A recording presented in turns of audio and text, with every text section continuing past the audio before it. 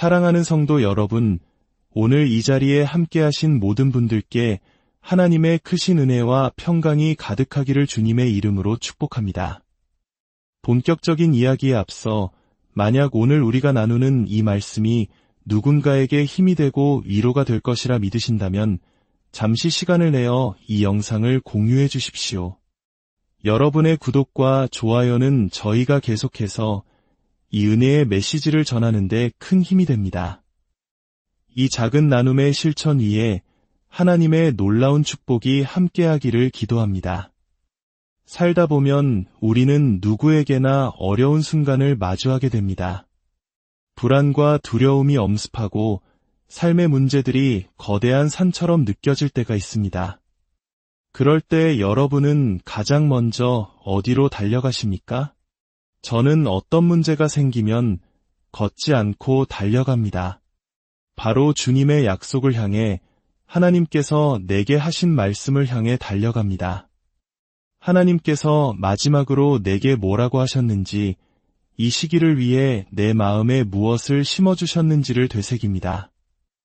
사실 대부분의 사람들은 하나님께서 마지막으로 하셨던 그 말씀으로 돌아가기만 해도 능히 이겨낼 힘을 얻을 수 있습니다. 하지만 우리는 불안과 두려움, 그리고 삶의 온갖 혼란 속에서 하나님께서 주신 소중한 약속들을 쉽게 놓쳐버리곤 합니다. 열왕기상 19장에는 위대한 선지자 엘리야의 이야기가 나옵니다. 그는 로뎀 나무 아래에 누워 잠이 들었는데 그때 한 천사가 그를 어루만지며 말합니다. 일어나서 먹으라. 엘리야가 본즉 머리맡에 숯불에 구운 떡과 한 병에 물이 놓여 있었습니다. 그는 먹고 마신 후에 다시 누웠습니다. 어떤 이들은 이것이 역사상 최초의 천사가 만든 음식, 즉 엔젤 푸드케이크의 기록이라고 농담 삼아 말하기도 합니다. 성경에는 이처럼 흥미로운 비유들이 숨어 있습니다. 중요한 것은 그 다음입니다. 여호와의 천사가 또다시 와서 그를 어루만지며 말합니다. 일어나 먹으라. 내가 갈 길을 다 가지 못할까 하노라. 엘리야는 일어나 먹고 마셨고 그 음식물의 힘을 의지하여 40주 40야를 가서 하나님의 산 호렙에 이르게 됩니다. 하나님께서는 엘리야를 위해 이 특별한 식사의 시간을 마련해 주셨습니다. 왜냐하면 그 후에는 음식이 없는 광야의 시간이 이어질 것이기 때문이었습니다. 기억하십시오. 우리 삶에 찾아오는 음식이 없는 시간, 즉 영적으로 메마르고 하나님의 음성이 들리지 않는 것 같은 시간은 결코 벌이 아닙니다. 그것은 우리의 초점을 다시 하나님께 맞추고 그분이 이미 우리에게 먹여주신 것들을 재발견하도록 돕기 위한 시간입니다. 만약 하나님께서 침묵하신다면 그것은 그분이 이미 말씀하셨기 때문입니다. 우리 중 일부는 어린 시절 부모님의 침묵을 벌로 경험했을 수 있습니다. 그래서 하나님의 침묵 앞에서 내가 무언가 잘못했구나라고 쉽게 생각하곤 합니다. 물론 명백한 죄 가운데 있으면서 회개하기를 거부한다면 그것은 다른 문제입니다. 하지만 우리가 주님을 섬기고 그분을 존귀하게 하려는 삶을 살고 있음에도 불구하고 침묵이 찾아온다면 하나님께서는 우리가 그분과 함께했던 역사를 다시 돌아보기를 원하시는 것입니다. 주님의 간증에는 특별한 힘이 있습니다. 하나님께서 성경 말씀을 통해 우리에게 말씀하셨던 순간, 암을 치유해 주셨던 순간, 고통에서 건져주셨던 순간들, 그 모든 간증들은 살아있는 실체입니다.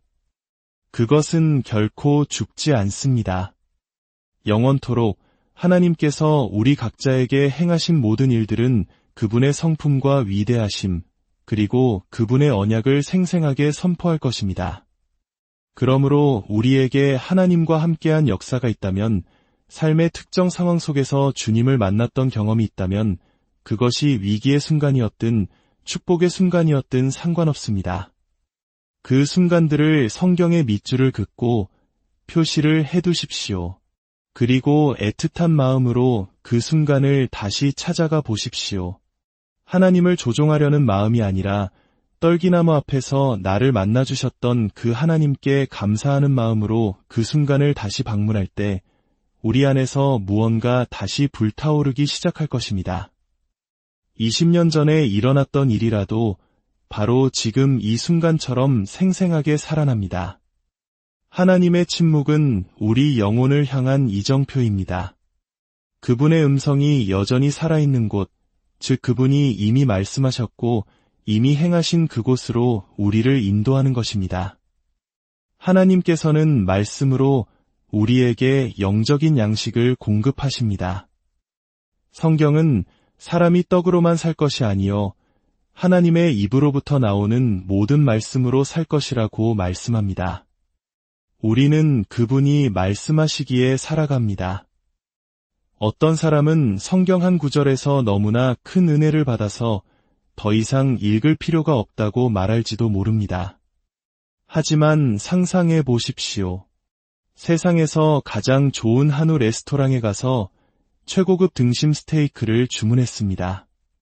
완벽하게 구워진 고기 한 점을 입에 넣는 순간 마치 천사들이 노래하는 것 같은 황홀함을 느낍니다.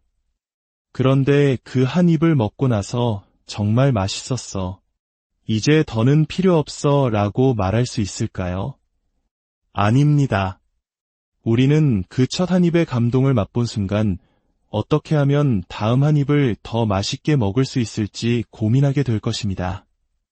주님의 선하심을 맛본 사람에게는 제한된 참여란 없습니다. 오직 완전한 헌신만이 있을 뿐입니다.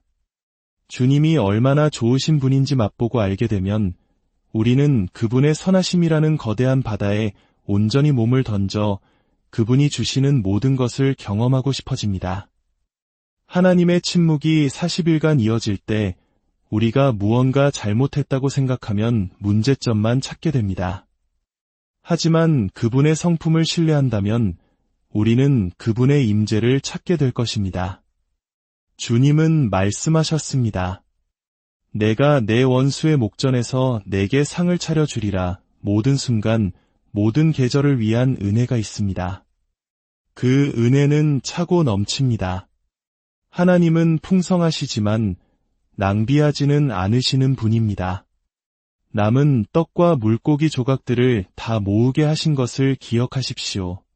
우리가 낭비하지 않을 때 하나님은 우리에게 더 큰 풍요를 맡기실 수 있습니다. 시편 기자는 노래합니다. 그가 나를 사랑한즉 내가 그를 건지리라. 구원은 누구에게 임합니까?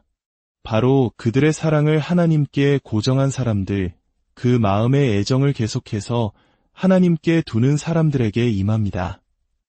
저는 집에 있을 때 아내에게 하루에도 몇 번씩 사랑한다고 말합니다. 이미 제 사랑은 아내에게 고정되어 있지만 저는 그 사랑을 계속해서 새롭게 고칩니다. 사도행전 2장에서 초대교회 성도들은 사도의 가르침과 떡을 떼며 교제하고 기도하기를 끊임없이 힘썼다고 기록되어 있습니다. 그들은 계속해서 헌신을 새롭게 했습니다. 우리 마음의 애정을 하루 동안 계속해서 하나님을 향해 새롭게 고정하는 것, 여기에는 놀라운 비밀이 숨어 있습니다. 잠자리에 들기 전, 어려운 상황에 들어가기 전, 잠시 멈추어 내 마음의 모든 애정을 주님께로 향해 보십시오. 그분의 임재가 나를 덮는 것을 느낄 때까지 말입니다. 그 순간 내가 들어가는 모든 환경을 변화시키는 하나님의 나타나심이 함께하게 됩니다. 한 가게 주인이 제게 이런 말을 한 적이 있습니다. 당신이 가게에 들어올 때면 무언가 달라집니다. 그것은 제게 특별한 능력이 있어서가 아닙니다. 제 위에 머무는 하나님의 나타나는 임재 때문입니다. 주님은 말씀하십니다. 내가 나를 사랑하기에 내가 너를 건질 것이다. 지금 이 순간 우리 모두가 주님을 향한 마음의 애정을 새롭게 하는 수준을 한 단계 높일 수 있기를 기도합니다. 단순히 의무적인 훈련이 아니라 주님의 뜨거운 열정이 우리의 열정이 되기를 소망합니다. 하나님을 사랑한다는 것은 무엇을 의미할까요? 그것은 먼저 그분의 사랑을 받았다는 뜻입니다. 성경은 우리가 사랑함은 그가 먼저 우리를 사랑하셨음이라고 말합니다.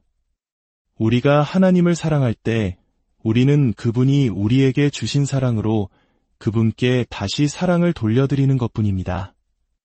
그분께 마음을 열어 그분의 사랑을 받아들일 때 하나님은 그분을 다시 사랑할 수 있는 능력까지도 우리에게 주십니다. 그가 나를 사랑한즉 내가 그를 건지리라. 그가 내 이름을 안즉 내가 그를 높이리라. 내가 그를 높이리라는 말씀은 우리를 하늘에 속한 곳에 앉히셨다는 진리를 떠올리게 합니다. 이것은 단순히 신학적인 개념에 머물러서는 안 됩니다. 우리의 생각이 출발하고 세상을 바라보는 관점이 되는 실제적인 경험이 되어야 합니다. 하나님을 향한 우리의 불타는 마음과 우리를 향한 그분의 불타는 마음이 우리를 그 자리로 이끌 때 우리의 인식과 모든 것이 변화하기 시작합니다. 정원에 있는 호스를 오염된 물웅덩이에 넣으면 웅덩이의 더러운 물이 호스 안으로 스며들 것입니다. 호스 내부를 깨끗하게 유지하는 유일한 방법은 무엇일까요? 웅덩이에 넣기 전에 수도꼭지를 트는 것입니다. 깨끗한 물이 호스를 통해 계속해서 흘러나온다면 어떤 더러운 환경에 들어가도 오염되지 않습니다. 우리는 세상의 악한 영향력으로부터 자신을 보호하기 위해 방어벽을 쌓는데 급급할 때가 많습니다. 하지만 진정한 해답은 우리 안에서 흘러나오는 생명의 흐름을 더욱 강력하게 만드는 것입니다. 우리 마음의 애정을 하나님께 고정할 때 우리에게서 흘러나오는 것들이 주변의 분위기와 환경을 바꾸기 시작합니다. 우리는 바로 이 시대를 위해, 이 전진의 계절을 위해 부르심을 받았습니다. 원수들이 우리 주위에 진을 치고 있는 상황을 상상해 보십시오. 당신의 관심은 어디에 있습니까? 만약 혹독한 공격을 받고 있다고 느낀다면 초점을 다시 맞춰보십시오. 그곳에서 주님께서 마련하신 교제의 식탁을 발견하게 될 것입니다. 원수만 보인다면 하나님께서 당신의 삶에 대해 하신 말씀으로 돌아가 그 식탁을 찾으십시오. 그 식탁에는 우리의 힘과 확신, 생명과 건강이 있습니다. 우리는 종종 문제의 크기를 과장하여 우리의 두려움을 정당화하려는 경향이 있습니다. 작은 언덕을 거대한 산으로 만들고 단순한 문제를 복잡하게 만드는 재능을 가지고 있을 때도 있습니다. 그러나 우리가 시편 23편의 진리로 돌아갈 때 모든 것이 제자리를 찾게 됩니다. 여호와는 나의 목자시니 내게 부족함이 없으리로다. 그가 나를 푸른 풀밭에 누이시며 쉴만한 물가로 인도하시는도다. 내 영혼을 소생시키시고 자기 이름을 위하여 위의 길로 인도하시는도다. 내가 사망의 음침한 골짜기로 다닐지라도 해를 두려워하지 않을 것은 주께서 나와 함께 하심이라. 주의 지팡이와 막대기가 나를 안위하시나이다. 주께서 내 원수의 목전에서 내게 상을 차려주시고 기름을 내 머리에 부으셨으니 내 잔이 넘치나이다. 내 평생의 선하심과 인자하심이 반드시 나를 따르리니 내가 여호와의 집에 영원히 살리로다. 많은 경우 우리의 문제는 재정의 문제가 아니라 주되심의 문제입니다. 관계의 문제, 두려움과 불안의 문제 역시 주되심의 부재에서 비롯될 때가 많습니다. 예수 그리스도를 나의 주님으로 인정할 때 어떤 문제도 더 이상 거대해 보이지 않습니다. 기억하십시오. 사망의 음침한 골짜기에서만 발견할 수 있는 특별한 차원의 주님의 임재가 있습니다. 우리 민족이 겪었던 수많은 고난의 역사 속에서 어둠의 골짜기를 지날 때마다 우리 선조들이 붙잡았던 것이 바로 이 조용한 신뢰와 하나님의 임재였습니다. 하나님께서는 왜 우리를 그 골짜기로 인도하실까요? 그것은 그분이 우리 안에 행하신 일을 믿으시기 때문입니다. 우리를 위험한 상황에 맡기실 만큼 우리를 신뢰하시는 것입니다. 시련을 통과하는 가장 긴 길은 예수님의 주되심을 떠나 홀로 가려는 길입니다. 시련을 통과하는 가장 빠른 지름길은 오직 하나, 예수님을 나의 주로 모시는 것입니다. 예레미야서 29장 11절은 이렇게 선포합니다. 여호와의 말씀이니라 너희를 향한 나의 생각을 내가 안하니 평안이요 재앙이 아니니라 너희에게 미래와 희망을 주는 것이니라. 놀라운 것은 위대한 약속이 포로로 잡혀간 절망적인 상황에 놓인 백성들에게 주어졌다는 사실입니다. 하나님은 그들에게 말씀하십니다. 너희는 거기에 집을 짓고 살며 텃밭을 만들고 그 열매를 먹으라. 너희는 내가 사로잡혀가게 한 그 성읍의 평안을 구하고 그를 위하여 여호와께 기도하라. 이는 그 성읍이 평안함으로 너희도 평안할 것임이라. 지금 당신의 삶이 포로 생활처럼 느껴질지라도 그곳에서 번성할 수 있습니다. 당신의 삶을 파괴하고 있다고 생각하는 바로 그 상황이 당신의 가장 위대한 도약을 위한 발판이 될 것입니다. 우리는 생각을 바꿔야 합니다. 마음의 소란을 잠시 멈추고 하나님의 말씀을 펼치십시오. 그러면 하나님께서 당신의 환경과는 정반대되는 당신을 놀라게 할 만한 약속을 주실 것입니다. 혼돈의 한복판에 서 계신 하나님께서 이렇게 말씀하시는 것을 들어보십시오. 나는 너에 대해 아주 좋은 생각을 하고 있단다. 그것은 너의 평안과 번영에 관한 생각이야. 나는 너의 미래를 꿈꾸고 있단다. 원수의 목전에서 차려진 식탁을 기억하십시오.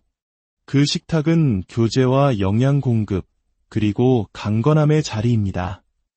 하나님께서는 가장 예상치 못한 곳의 한가운데에 그 식탁을 두셨습니다. 너희가 온 마음으로 나를 구하면 나를 찾을 것이요 나를 만나리라. 주님은 우리에게 발견되기를 원하시는 분입니다. 당신이 길을 걷다가 그분을 놓칠 수 없도록 길 한가운데로 뛰어들어 당신을 만나주실 것입니다. 우리의 삶은 그분을 만나는 경험에 달려 있습니다. 사랑하는 여러분, 지금 어떤 상황에 처해 있든지 잠시 마음을 가라앉히고 주님의 약속을 다시 발견하시기를 바랍니다. 그분은 당신의 목자이시며 당신에게는 부족함이 없습니다. 사망의 음침한 골짜기에서도 그분은 함께하시며 원수의 목전에서도 잔이 넘치는 잔치를 베푸십니다. 온 마음을 다해 그분을 찾으십시오. 당신을 향한 그분의 생각은 재앙이 아니라 평안이며 미래와 희망입니다. 이 진리 안에서 참된 안식과 승리를 누리시는 저와 여러분이 되기를 우리 주 예수 그리스도의 이름으로 간절히 축원합니다.